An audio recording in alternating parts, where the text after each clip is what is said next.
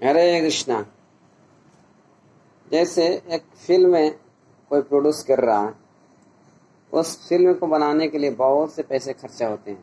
आजकल की फिल्में तो बहुत करोड़ों करोड़ रुपये में बनती है, लेकिन अब उसका कोई अपना पैसा खर्चा करके कोई आदमी को हीरो बनाना चाहता है, तो सोच लीजिए कि कितना भाग्यशाली वो व्यक्ति है कि अपना पैसा खर्चा करके उसको हीरो बनाना चाहता है। उसी प्रकार से भगवान श्री कृष्ण ने सारे अरेंजमेंट किए थे महाभारत युद्ध के लिए, और अर्जुन को हीरो बनाना चाहते हैं, क्योंकि भगवान चाहते हैं भक्त हीरो बने और भक्त चाहते हैं भगवान मेरे हीरो बने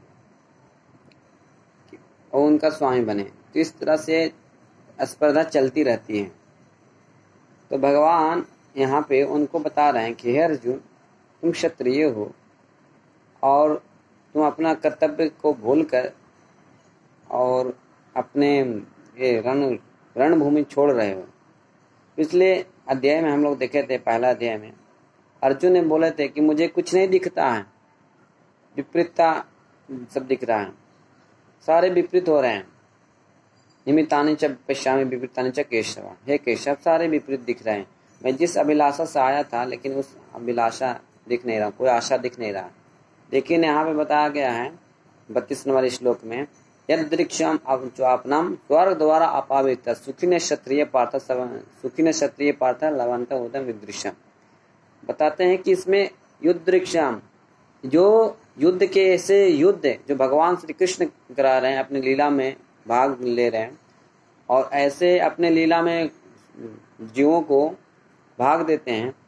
ऐसे तो भगवान श्री कृष्ण के अर्जुन भक्त थे, वो अपने लीलाओं में तो नित्य लीला चलते रहते हैं, लेकिन भगवान श्री कृष्ण ने इस तरह से अर्जुन को प्रमोट कर रहे हैं कि ऐसा जो युद्ध होता है वो अपने आप मिल रहा है और स्वर्ग के दरवाजे खुल जाते हैं। ऐसा युद्ध कौन नहीं चाहेगा। अब पिछले अध्याय में हम लोग देखे कि ऐसा कुछ नहीं दिख रहा, ऐसा अर्जुन बता रहे थे भगवान श्री कृष्ण को।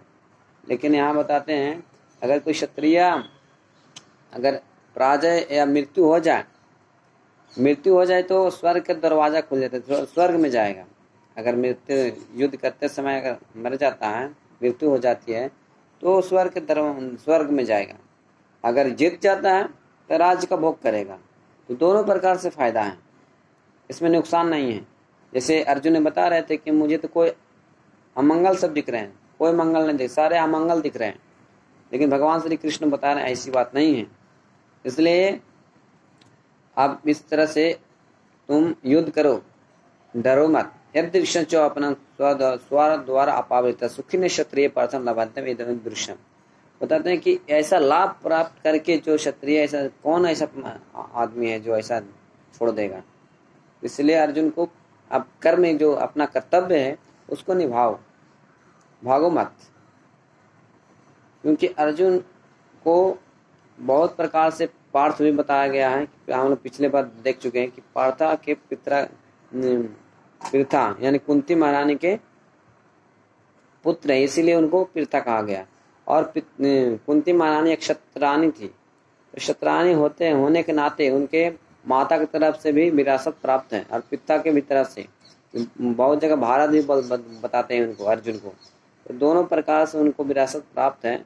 और इस तरह से अगर युद्ध नहीं करता है तो मतलब समाज में निंदा करेंगे कि उनका बेटा इसका पुत्र ऐसा नहीं कर रहा है।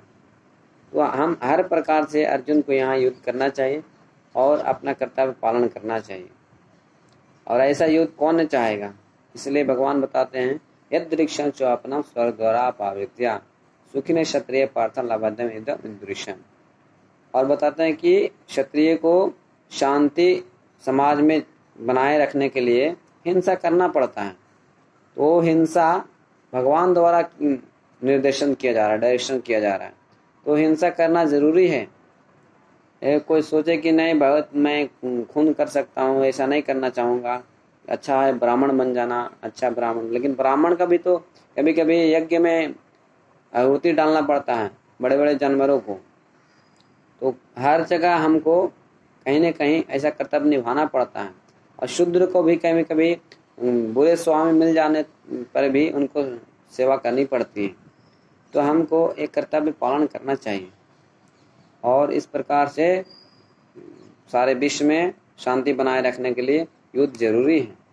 तो अर्जुन को यहाँ पे प्रमोट कर रहे हैं भगवान श्री कृष्ण ने कि तुम इस महायुद्ध का हीरो बनो। ऐसे तो भगवान श्री कृष्ण हीरो है, लेकिन डायरेक्शन उनको दे रहे हैं।